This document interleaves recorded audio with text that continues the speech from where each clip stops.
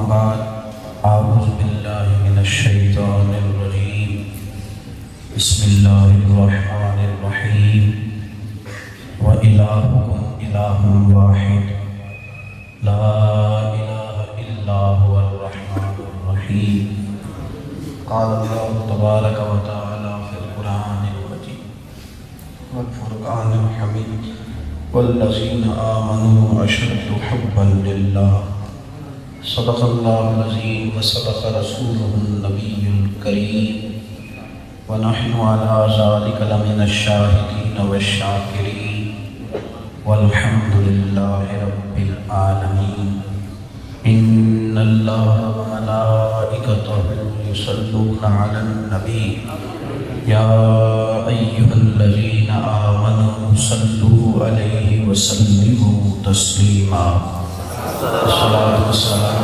عليك يا سيدي يا رسول الله وعلى آلك وأصحابك يا سيدي يا حبيب الله. تمام تعریفیں حمد و ثنا اللہ تعالیٰ جل مجدہ الکریم کے لیے.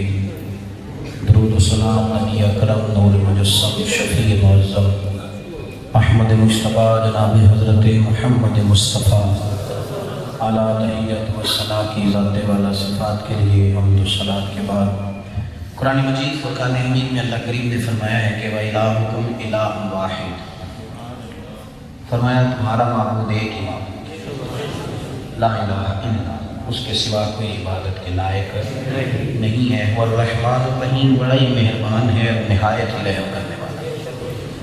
اللہ تبارک و تعالیٰ کے ساتھ مسلمان کا سب سے پہلا رشتہ یہ ہے کہ مسلمان اللہ کو وحدہ لا شریک جانے. اس کا مطلب صرف یہی نہیں ہے کہ اس کی ذات و صفات میں کسی کو شریک نہیں کرنا، ہم نے دکھاوا بھی نہیں کرنا اور ریاکاری بھی نہیں کرنا. ریاکاری کو، دکھاوے کو نبی پاک صلی اللہ علیہ وسلم نے شرک اصغر قرار دیا. بالکل دکھاوا نہیں کرنا، خالص رہنا ہے اپنے رب کے لیے، خالص.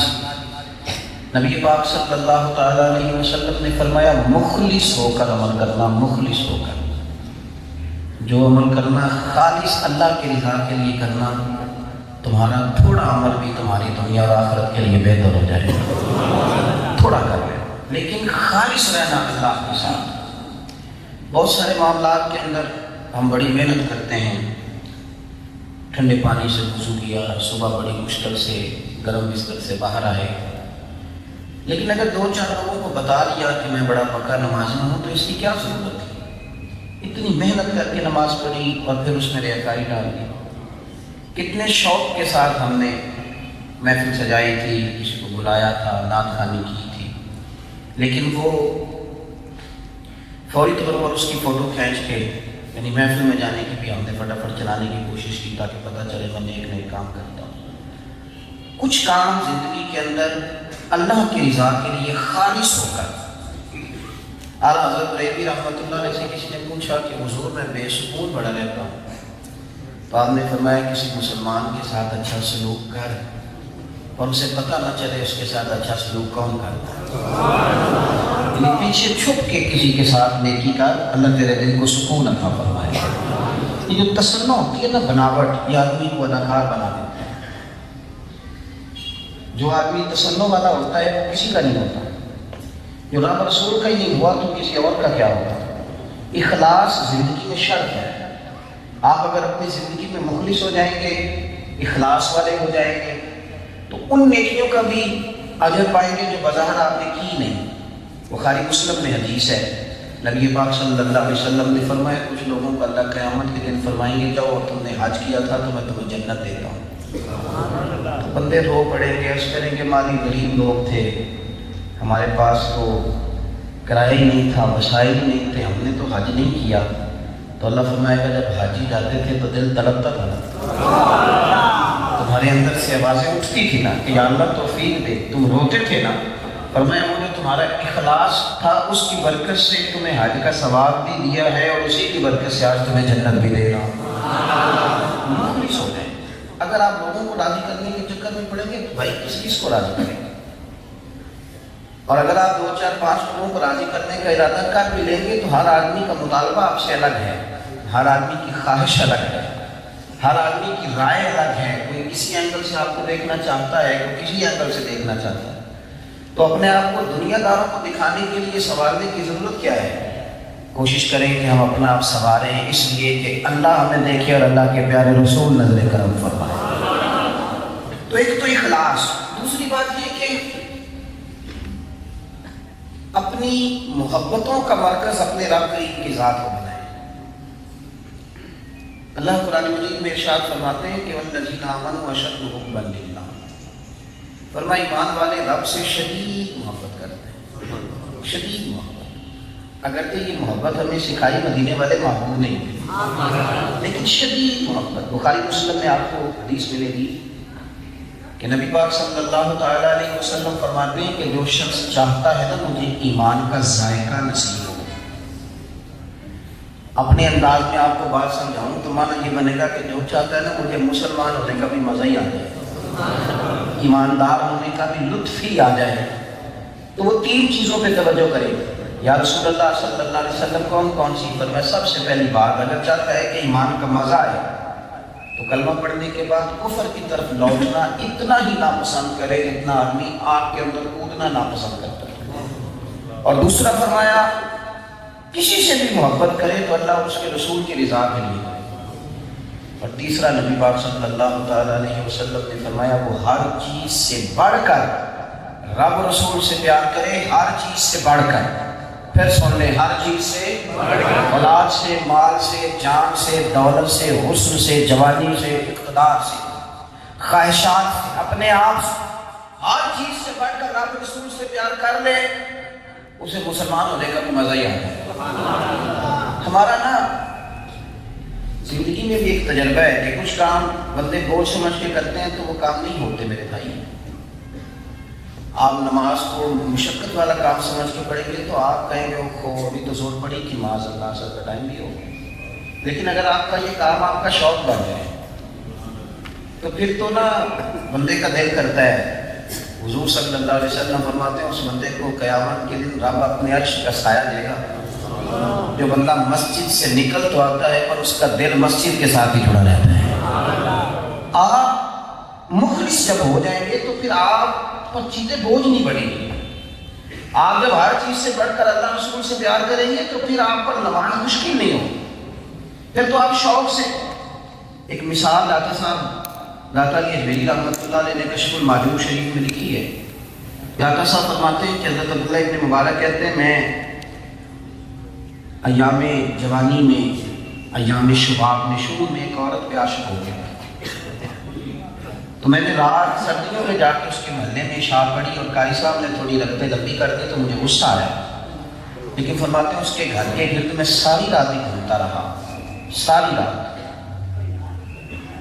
مجھے کوئی غصہ نہیں آیا. میرے اندر سے آواز آتی تھی کہ بیچاری مجبور ہو گئی اسی لیے چھت پہ نہیں آئی. اور جب سحری کا وقت ہوا تو وہ خاتون 2 4 منٹ کے لیے چھت پہ آئی اور اس نے آ کے کہا کہ میں آج مشکل میں ہوں، مجبور ہوں اس لیے نہیں آ سکی. تو آپ فرماتے ہیں پھر بھی مجھے کوئی غصہ نہ آیا بلکہ مجھے اس پر اور ترس آیا کہ دیکھو بڑی مجبور تھی، گھر کے اندر مشکل تھی، پھر بھی 2 منٹ کے لیے تو آئی ہے. جب میں وہاں سے لوٹ رہا تھا نا، سردیوں کی ٹھنڈی رات تھی، تو فرماتے ہیں کہ فجر کی اذان ہونے لگی، میں لوٹ رہا تھا، میرے دل کے اندر خیال آیا کہ عبداللہ ایک بی بی کے لیے تو ساری رات کھڑا رہا ہے اور تجھے غصہ بھی کوئی نہیں آیا اور تیرے اندر کوئی بوجھ بھی محسوس نہیں ہوا اور مشقت بھی تو نے کوئی نہیں اٹھائی، تو اگر تو ایک عورت کے لیے کھڑا رہ سکتا ہے تو رب رسول کے لیے بھی کھڑا رہ سکتا ہے. آج کے بعد ساری رات کس کے لیے کھڑا رہنے کی وجہ یہ ہے کہ میں نفلوں میں کھڑا نہ رہوں، تلاوت قرآن مجید میں نہ کھڑا رہوں. آپ اپنے آپ کو دیکھیں، میں اپنے آپ کو دیکھوں. دولت کے لیے اگر سفر کرنا پڑے تو لوگوں نے پردیس نہیں کاٹے، لوگوں نے ماں باپ کے انتقال کے بعد ان کے منہ تک نہیں دیکھے کہ پیسے جمع کر لیں. وہ بھائی دولت سے پیار ہو جائے تو لوگ اتنی مشقت اٹھاتے ہیں، تو اگر رب رسول سے پیار ہو جائے. حضرت آسیہ رضی اللہ تعالی عنہ فرعون کی بیوی جناب موسیٰ کلیم کا کلمہ پڑھ گئی.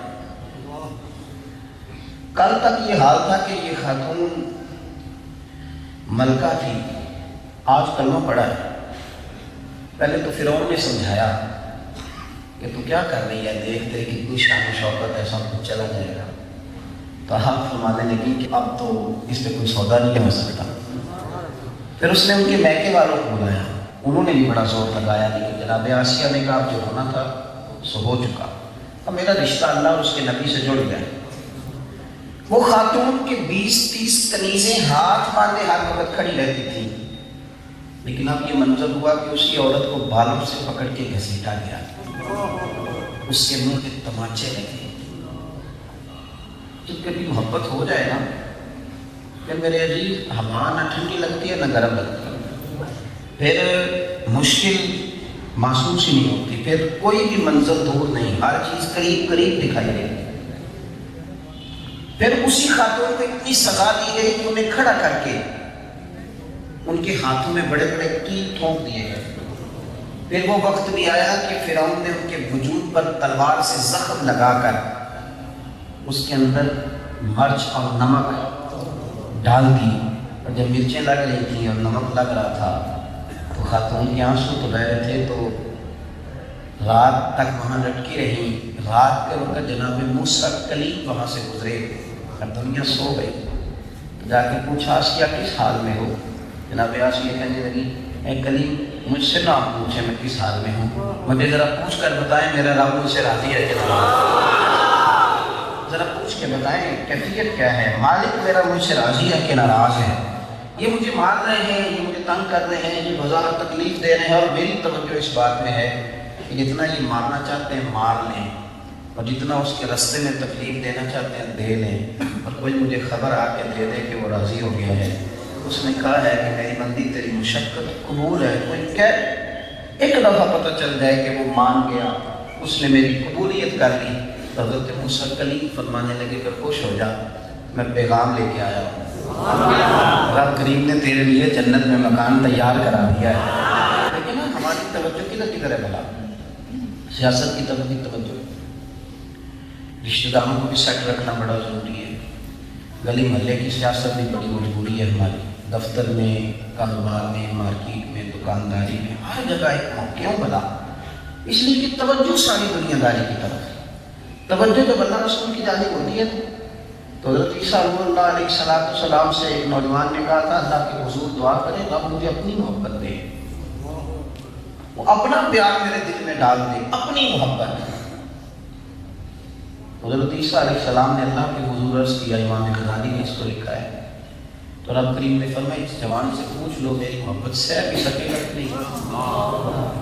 یہ سب کے بس کی بات نہیں ہے نا، زخم پہ زخم کھا کے جی اور خون جگر کے گھونٹ پی، اب آہ نہ کر لبوں کو سی، یہ عشق ہے کوئی دل لگی نہیں. اس پوچھو سہ لے گا، اور اس کرتا ہے اے کلیم رب سے کہیے ایک قطرہ ہی عطا کر، ایک قطرہ ہی محبت کا مل جائے. حضرت عیسیٰ اللہ علیہ السلام نے عرض کی تو مالک کی طرف سے پیغام آیا، دے دیا اسے محبت کا قطرہ، مل گئی. حضرت موسیٰ کلیم کچھ مہینوں کے بعد دوبارہ اس بستی سے گزرے، لوگوں سے پوچھا کہ نوجوان بستہ تھا، کہا حضرت جی بڑی دیر ہو گئی پردیسی ہو گیا، تو نہیں ملتا دوستوں سے، یاروں سے، رشتہ داروں سے، پتہ نہیں کہاں رہتا ہے، کس بستی کا مسافر ہے، انوکھی وضع ہے، سارے زمانے سے نرالے ہیں، یہ بندے کون سی بستی کے یہاں اب رہنے والے ہیں، اب تھوڑی ملے گا. وہ جناب عیسیٰ علیہ السلام پہاڑوں کے بیچ سے گزر رہے تھے تو ایک جگہ کھڑا ہے، نظر آسمان کی طرف اٹھائی، حضرت عیسیٰ نے کہا میاں او فلاں بن فلاں، کوئی توجہ نہیں کی. مجھے پہچانتے ہو؟ میں عیسیٰ روح اللہ. توجہ کوئی نہیں کی. قریب جا کے اسے ہلایا اور اس کی تو نظریں آسمان کی طرف لگی ہوئی ہیں. مرنے کے بعد بھی میری آنکھیں کھلی گئی، مجھے عادت جو پڑ گئی تھی تیرے انتظار کی، وہ نظریں آسمان کی طرف جو لگی ہوئی ہیں. حضرت عیسیٰ روح اللہ نے عرض کی مالک یہ کیا ہے؟ فرمایا اے میرے پیارے پیغمبر یہ کرتا ہے مجھ سے پیار. اب کوئی تلوار لے کے اس کے رکھے سر پہ اور اس کے 2 ٹکڑے بھی کر دے تو یہ کٹ تو جائے گا پر یہ نظر میری طرف سے نہیں ہٹا سکتا. نگاہیں لگ گئی ہیں کاغا ایک تن سارے کھائیو تو میرا چن چن کھائیو ماس، میرے 2 نین نہ کھائیو کیونکہ میں نے پیا ملن کی آس. عزیز اللہ تبارک و تعالیٰ کے ساتھ اخلاص، پھر رب کریم کے ساتھ محبت، پھر اس کریم مالک پر بھروسہ۔ ہمیں دنیا داروں سے کیا لینا ہے؟ ہمیں دولت بھی لینی ہے تو اپنے مالک سے، حسن بھی لینا ہے تو اپنے مالک سے، عزت بھی دے گا تو ہمارا رب دے گا۔ ہم نے اپنے آپ کو تفویض کر دیا ہے، لوگوں کے حوالے کر دیا۔ میرے نبی پاک صلی اللہ علیہ وسلم فرماتے ہیں، مشکات میں حدیث ہے، فرمایا انسانی دل کی نا ہر جنگل میں ایک شاخ ہے، ہر جنگل میں، یعنی انسان کو کبھی کچھ چاہتا ہے، کبھی کچھ چاہتا ہے، کبھی کچھ چاہتا ہے۔ حضور فرمانے لگے جو ان شاخوں کے پیچھے چلے گا وہ کسی کونے میں ہلاک ہو جائے گا، اور فرمایا جو بھروسہ کر لے گا نا اپنے رب پہ تو اللہ اسے دنیا سے بے نیاز کر کے اس کی دنیا بھی بنا دے گا اور آخرت بھی بنا دے گا۔ کیا دے سکتے ہیں بندے؟ کیا ان سے لیا جا سکتا ہے؟ لوگ تو 2 نیکیاں کرتے ہیں اور 2000 جگہ پہ اطلاع دیتے ہیں۔ وہ تو میرے بھائی اگر کسی جگہ آپ کے ساتھ کوئی ایک خیر کا کام کر لیں تو اس کا اشتہار چھاپتے ہیں، وہ تو اس طرح کا نظام وضع کرتے ہیں کہ پھر انسان معاذ اللہ وہ کہتا ہے کہ جینے کا من نہیں کرتا۔ دوستو توجہ اپنے مالک کی جانب رکھو، اپنے دلوں کا رخ اپنے اللہ کی جانب رکھو۔ رزق تو اللہ دیتا ہے۔ حضرت سیدنا معروف کرخی رحمۃ اللہ تعالیٰ علیہ فرماتے میں نے ایک امام مسجد کے پیچھے نماز پڑھی تو فرماتے میں نے نماز پڑھی اور کئی دنوں سے میرا اس مسجد میں قیام تھا۔ میں نے نماز پڑھی تو وہ امام صاحب مجھ سے پوچھنے لگے کہ آپ روٹی کہاں سے کھاتے ہیں؟ میں نے ان سے کہا کہ میں ذرا نماز نہ دہرا لوں اپنی۔ میں کہا کیا مطلب؟ فرمانے لگے جس کو یہی نہیں پتا رزق کون دیتا ہے اس کے پیچھے میں نے نماز پڑھی ہے، اس کو یہی نہیں پتا کہ روزی کہاں سے آتی ہے، آپ ابھی تک یہاں اڑے ہوئے ہیں، آپ کا کیا مطلب ہے کہ بندے سے تو گزارا ہوتا ہے؟ فرمانے لگے خدا کے بندے وہ تو جو چل نہیں سکتا، جو دیکھ نہیں سکتا، جو پکڑ نہیں سکتا، اس کے اندر ساری طاقتیں ختم ہو جاتی ہیں، اس کو بھی پیٹ بھر کے روٹی دیتا ہے، پھر وہ بندہ سوتا ہے پیٹ بھر کے۔ اللہ کے حضور سے طلب کریں، وہ کتنا دیتا ہے؟ وَيَرْزُقْهُ مِنْ حَيْثُ لَا يَحْتَسِبُ، وہ اتنا دیتا ہے کہ بندے کا کبھی گمان بھی نہیں کیا ہوتا کہ مجھے یہاں سے بھی مل سکتا ہے۔ آپ اگر بھروسہ اللہ کی ذات پہ کریں گے، اگر آپ اپنے آپ کو سپرد کر دیں گے اللہ تعالیٰ کو، آپ اپنے آپ کو اپنے مالک کے حوالے کر دیں گے، کچھ سادی مثالیں ہوتی ہیں بات کو سمجھنے کے لیے، وہ بھی بڑی مدد فراہم کرتی ہیں۔ ایک چودھری صاحب بہت زیادہ فیصلے کرتے تھے، ان سے پوچھا گیا کہ آپ دونوں فریقین کی باتیں سنتے ہیں، آپس میں جو 2 گروہ ناراض ہو جاتے ہیں، دونوں کی گفتگو سنتے ہیں، فیصلہ کرتے ہیں، مشکل فیصلہ کون سا ہوتا ہے؟ تو وہ کہنے لگے کہ کچھ سب لوگ آتے ہیں اور سب آ کے یہی کہتے ہیں کہ میرے حق میں فیصلہ کرو، میرے حق میں فیصلہ کرو۔ تو ہم کہتے ہیں بات سنیں گے اور جس کی بات ٹھیک ہوگی اس کے حق میں فیصلہ کریں گے، لیکن ایک فیصلہ مشکل ہو جاتا ہے، وہ کون سا؟ تو کہنے لگے کہ کچھ لوگ ایسے ہوتے ہیں جو آ کے کہتے ہیں چودھری صاحب ہمیں آپ پہ بڑا اعتماد ہے، ہمیں امید ہے آپ ہمارے ساتھ غلط نہیں کریں، آپ جو بھی ہمارے ساتھ کر دیں ہمیں منظور ہے۔ کہتے ہیں وہ جس نے اپنا فیصلہ ہمارے سپرد کر دیا نا، دل کرتا ہے کہ اس کے کو بھلا کر دیں، اس کے لیے کچھ ایسا کر دیں، اتنا اعتماد کر رہا ہے ہم پہ۔ اس نے کہا کہ آپ مجھ سے سائن کرا لیں کہ آپ جو فیصلہ لکھ دیں گے مجھے منظور ہوگا۔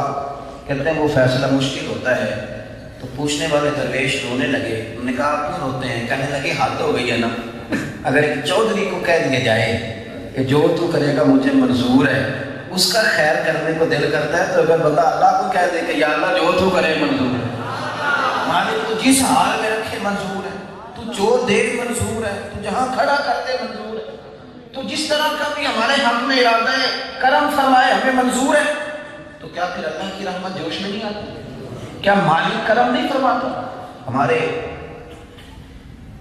ٹینشنوں کی بہت بڑی وجہ یہ ہے کہ ہم نے اپنے آپ کو اپنے رب کے حوالے نہیں کیا۔ اپنے رب کے حوالے کرنے اپنے آپ کو، اس کے حضور پیش کر دیں۔ اگر آپ اس کے حضور اپنے آپ کو پیش کر دیں گے تو آپ بڑی ساری چیزوں سے ویسے ہی بچیں گے۔ بہت سارے انبیاء تھے، آپ قرآن مجید پڑھیے، جنہیں ناحق شہید کر دیا گیا، کسی پیغمبر نے شکوہ نہیں کیا کہ مالک تیرے نبی ہوں گے، ہمیں یہاں تک لایا گیا ہے کہ شہید کیا جا رہا ہے، اپنا آپ جب بندہ اپنے مالک توحید باری تعالیٰ کے تصور کو سمجھے، جب اپنے آپ کو آپ اپنے رب کے حوالے کر دیتے ہیں، جب اس کے حضور پیش کر دیتے ہیں، کعبہ بڑا آباد ہے، خانہ کعبہ میں، مکہ مکرمہ میں، مدینہ طیبہ میں، مدینہ النبی میں، مدینہ الرسول میں صلی اللہ تعالیٰ علیہ وسلم، دنیا کی جو نعمت آپ کو کہیں نہیں نہ مل سکتی وہ مکہ مدینہ میں ملتی ہے۔ لاہور شہر کے اندر اگر یک وقت 2-4 لاکھ آدمی اکٹھا آ جائے نا تو شاید دکانوں سے پکوڑے بھی ختم ہو جائیں، کیونکہ لوگوں کی طلب کے مطابق، ڈیمانڈ کے مطابق چیزیں بنائی جاتی ہیں۔ لیکن اگر یکدم، ویسے تو روٹین میں چیزیں طے ہوتی ہیں نا، یہاں کوئی اجتماع ہونے والا ہے تو لوگ اضافی اسٹال لگا لیتے ہیں، لیکن اگر یکدم لاکھوں لوگ کسی شہر میں آ جائیں تو وہاں تو شاید دکانوں سے آٹا تک ملنا مشکل ہو جائے، اتنی سارے۔ اور آپ یہ دیکھیے کہ مکہ مکرمہ میں 50 لاکھ لوگ اکٹھے، لیکن آپ کو کسی گلی کے اندر کوئی ایسا منظر نہیں نظر آتا کہ لوگوں کو سونے کو جگہ نہیں ملے، لوگوں کے لیے پانی پینے کو جگہ نہیں، وضو کرنے کو جگہ نہیں، کھانا کھانے کو۔ اتنے لوگ، اتنا آباد ہے وہ شہر، اتنا خوبصورت شہر جس میں ہونے والی چیزوں کی میرا رب قسم اٹھائے، لا اقسم بہذا البلد وانت حل بہذا البلد، اتنی بڑی برکت والی جگہ، ان اول بیت وضع للناس الذی ببکۃ مبارکا، اتنا بڑا اعزاز اللہ تبارک و تعالیٰ نے اس شہر نور کو عطا فرمایا۔ لیکن یہ سارا کچھ ہوا کیسے؟ اگر آپ کبھی پلٹ کے دیکھیں گے تو جو داستان محبت اس کے پیچھے ہے وہ انوکھی ہے۔ حضرت ابراہیم علیہ السلام اپنے بیٹے کو لے گئے جناب اسماعیل کو، بیٹا ابھی بظاہر اٹھ کے بیٹھ نہیں سکتے، ابھی باتیں نہیں کرتے، ماں کی گود میں 1 کلو کھجور، ایک مشکل پانی کا، کوئی چیز نہیں وہاں۔ آج پوری دنیا میں آپ کے زمزم شریف جاتا ہے لیکن وہاں کچھ بھی نہیں، کوئی ایسی ضروریات زندگی کی چیز نہیں۔ جناب ابراہیم نے اہلیہ کو بٹھایا، اپنے صاحبزادے کو بٹھایا، وہ کھجوریں دیں، اور جب واپس لوٹنے لگے تو جناب ہاجرہ کا جملہ، اے اللہ ان کے صدقے ہمیں بھی توکل کی توفیق عطا فرما، اے اللہ ہماری بے یقینیوں پر یقین کی ہمیں خیرات عطا فرما۔ آپ یقین کریں کہ اتنا اعتماد لوگوں کی دولت پر، اتنا یقین لوگوں کی جیبوں پر، یعنی اللہ جو کرے گا بہتر کرے گا، اس پر معاذ اللہ یقین نہیں، اور ایسا کہ صاحب نے کہہ دیا ہے کہ میں تمہارے ساتھ مسئلہ دیکھ لوں گا تو نیند اچھی آ گئی، سکون آ گیا، نہیں اب مسئلہ حل ہو جائے گا۔ کیا بات کرتے ہیں صاحب، وہ پتہ نہیں اس میں جیے گا کہ مرے گا۔ آپ کی توجہ تو اسماعیل کی جانب ہونا چاہیے کہ جتنے فیصلے فرماتا ہے اپنی حکمت کے تقاضوں کے مطابق فرماتا ہے۔ حضرت سیدنا ابراہیم علیہ السلام جناب ہاجرہ سلام اللہ علیہا کو چھوڑ کر کے پلٹنے لگے تو بی بی ہاجرہ، کیا انداز ہے، کیا گفتگو ہے، کیا اس میں رعنائی ہے، عرض کرتی ہیں اے اللہ کے خلیل، اپنی مرضی سے چھوڑ کے جا رہے ہو یا میرے رب نے حکم دیا ہے؟ 1 کلو کھجوریں، ایک مشکل پانی کا، اپنی مرضی سے جا رہے ہو یا مالک کا حکم آیا ہے؟ حضرت ابراہیم نے رخ نہیں پھیرا، اسی طرف منہ تھا، واپس آ رہے تھے، کہنے لگے ہاجرہ یہ میرے رب کی رضا ہے۔ چاہیے تو یہ تھا نا کہ حضرت ابراہیم ان کو تسلی دیتے کہ ہاجرہ فکر نہ کرنا۔ جناب ہاجرہ بولتی ہیں، کہتی ہیں خلیل، اگر رب کریم نے آپ کو کہا نا کہ ہاجرہ اور اسماعیل کو یہاں چھوڑ جائیں تو پھر آپ پریشان نہ ہوئیے گا، ہمارا رب ہمیں ضائع نہیں کرے گا، پھر آپ نہ پریشان ہوئیے، اللہ ہمیں ضائع نہیں کرے گا، مالک حفاظت فرمائے گا۔ کبھی کسی کی ایڑیوں سے بھی پانی نکلا، اور یہاں جناب اسماعیل کی ایڑیوں سے پانی نکلا، اور پانی بھی وہ نکلا کہ میرے محبوب علیہ السلام فرماتے ہیں کہ جو نیت لے کے پیو گے نا اللہ وہی چیز تمہیں عطا بھی کر دے گا۔ اس میں شفائیں ہیں، اس میں برکتیں ہیں، اس میں اللہ کی رحمت ہے۔ آپ اپنا آپ اپنے رب کے حوالے کر کے تو دیکھیں کتنی کو کاشتکاری ہوتی ہوگی مکہ مکرمہ میں، لیکن کائنات کی ساری نعمتیں وہاں میسر ہیں۔ بھائی چھوڑ دے بہت زیادہ پریشان ہونا، چھوڑ دے بہت زیادہ سوچنا، چھوڑ دے بہت زیادہ آزمائشوں میں جانا، محنت کرنا، کوشش کرنا یہ ہمارے ذمے ہے، لیکن ساری محنت کر کے نا نتیجہ رب کریم پہ چھوڑ دے، نتیجہ اللہ کی ذات والا صفات پہ چھوڑ دے، اپنے آپ کو اپنے رب کے حوالے کریں۔ آپ محسوس کریں گے کہ آپ کا دل ہلکا ہو گیا ہے، ذہن کے بوجھ اتر گئے۔ دیکھیں یہ جو بالکل اسباب پر بھروسہ ہے نا، اسباب اختیار کرنے چاہیے۔ اللہ کے رسول صلی اللہ علیہ وسلم نے صحابی سے کہا تھا کہ گھوڑے کو باندھ کر، اونٹ کو باندھ کر اللہ پر بھروسہ کریں، اسباب اختیار کریں، لیکن توکل اللہ کی ذات پر۔ بھروسہ اللہ کی ذات. جب آپ کا بھروسہ رب کریم پہ ہوتا ہے. 313 لوگ تھے بدر میں. آج تک تاریخ انسانیت حیران ہے کہ 313 لوگ. میں تقریر کر دی, آپ نے سن لی, مصنف نے لکھ دیا, ہم نے پڑھ لیا, لیکن کبھی تھوڑا گہرائی میں اترے کہ 313 لوگ 6 سر ہیں ان کے پاس, اور 8 تلواریں. یعنی ہاتھوں سے تو نہیں جنگ میں لڑا جائے گا نا. 313 آدمیوں کے پاس اسلحہ تو ہونا چاہیے, تلواریں تو ہونا چاہیے میرے بھائی, نیزے تو ہونے چاہیے, تیر تو ہونے چاہیے. لیکن 313 جو آئے ہیں ان کے پاس بھی 6 زر ہیں اور 8 تلواریں. اور جب اللہ کی مدد آئی تو کس طرح آئی؟ میرے دوست کبھی تو اور میں بھی مصلی پہ بیٹھے. اگر نعت سننا رسول کائنات کا طریقہ ہے تو ساری رات مصلی پہ بیٹھ کے رب کو منانا بھی نبی پاک کا طریقہ. یہ بھی قریب معمول کا طریقہ ہے. حضرت سیدنا ابو بکر صدیق رضی اللہ تعالیٰ عنہ فرماتے ہیں کہ ساری رات کافر کیا کر رہے تھے؟ صفحے سیدھی کرا رہے تھے, شرابیں پی رہے تھے, گوشت کھا رہے تھے, بھنا ہوا گوشت کھا رہے تھے. اور اللہ کے لاڈلے رسول کو دیکھا میں نے, حضور ساری رات مصلی پہ بیٹھے اور کہتے ہیں اللہ یہ کل کمائی 313 میں لے کے آ گیا. اگر یہ آج شہید ہو گئے تو قیامت تک کون تیری عبادت کرے گا؟ مالک مہربانی فرما. کہتے میں نے حضور کے آنسو دیکھے, کبھی حضور سجدے میں جاتے, میں تڑپ اٹھتا. عشاء کے بعد یہ سلسلہ شروع ہوا, جب فجر کا وقت ہوا تو میں حضور کے سجدے کے ساتھ لپٹ گیا. اس میں کوئی شک نہیں کہ امام حسین بھی حضور سجدہ کرتے تھے تو وہ حضور کے اوپر لیٹ جاتے تھے. وہ سجدہ اگر اس کا ذکر کرتے ہو تو اس کا بھی تو کرو نا. جناب صدیق اکبر بھی تو حضور کے اوپر لیٹتے ہیں. کہتے ہیں نبی پاک صلی اللہ تعالیٰ علیہ وسلم کی خدمت میں نے عرض کی, میں نے کہا حضور بس کریں بس کریں. یا سننا اٹھ کے دیکھیں تو صحیح, مجھے تو لگتا ہے اللہ کی مدد آ بھی گئی, آ بھی گئی ہے مالک کی مدد. صحابہ کہتے ہیں ہم جو تلوار اٹھاتے تھے کسی کافر کی گردن اڑانے کے لیے, اور اس کی گردن پہلے کٹ کے گر جاتی. اللہ نے فرشتے بھیجے مسلمانوں کی مدد کے لیے. اقبال کہتے ہیں مسلمان تو صرف تقریریں کرتا, تقریریں سنتا, کتابیں پڑھتا, ایک دوسرے کو نصیحتیں کرتا ہے. یوں نہ کر, فضائے بدر پیدا کر, تو فضائے بدر پیدا کر, تو وہ یقین کی دولت تو لا. تو تھوڑا اپنے اوپر وہ کیفیت, تو کبھی جا کے کہہ تو صحیح اللہ میں کدھر جاؤں, تو ہی تو میرا مالک ہے, تو کہہ. اس کے ساتھ اپنی توجہ لگا. معین الملت مدین عطا رسول ہند الولی غریب نواز حضرت خواجہ معین الدین چشتی اجمیری رحمۃ اللہ علیہ کہتے میں نے ایک نوجوان, ایک جوان آدمی, تو بہت بوڑھا نہیں تھا لیکن جوان تھا, میں نے اس کو دیکھا وہ طواف کر رہا ہے, بیت اللہ کا, مینا جاتا ہے, مزدلفہ جاتا ہے, عرفات جاتا ہے. خواجہ صاحب فرماتے ہیں کہ ساری دنیا لبیک لبیک کہتی ہے, جب وہ لبیک کہتا تو جواب آتا نہیں تو غیر حاضر. آپ فرماتے ہیں کہ میں نے توجہ کی, تلاش کیا یہ کون ہے.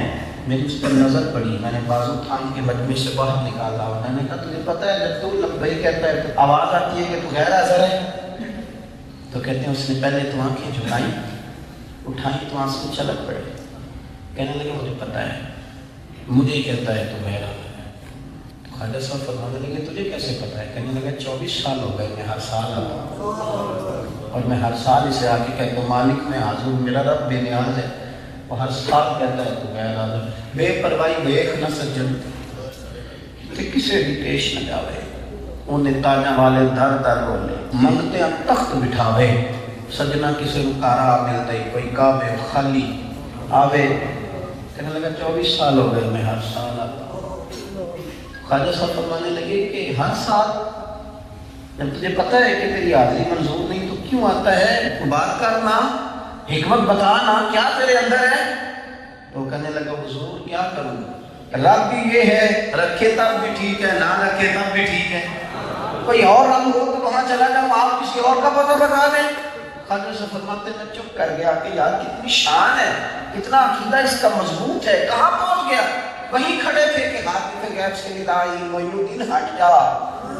اس کا آنا ہمیں بڑے پیارا لگتا ہے. 1 سال کہہ دیا نا تو حاضر ہے, کوئی اگلے سال آئے گا نہیں. 24 سال ہو گئے, جس کا بھی حج قبول کیا ہے اس کی لبیک کی برکت سے ہی قبول. میری طلب بھی تو تیرے کرم کا صدقہ ہے. یہ پاؤں اٹھتے نہیں بلکہ یہ اٹھائے جاتے ہیں. اپنے آپ کو اپنے مالک کے حوالے سے منائیں. کئی دفعہ جائیں مسجد میں، کئی دفعہ۔ صحابہ کہتے ہیں کہ بدر میں اللہ کی مدد کو ہم نے نازل ہوتے دیکھا، اور پھر وہی 313 فاتح ٹھہرے، جو بڑی بڑی تلواریں لے کے آئے تھے ان کی تلواریں ٹوٹ گئیں، برچھیاں گر گئیں، ابو جہل جیسے فرعون ان کے گلے کاٹ دیے گئے، عتبہ عتیبہ قتل کر دیے گئے۔ فرماتے ہیں کہ وہ جو ہمیں باندھ کر لے جانے کی باتیں کرتے تھے ان کے 70 لوگ باندھ کر ہم مدینے لے آئے۔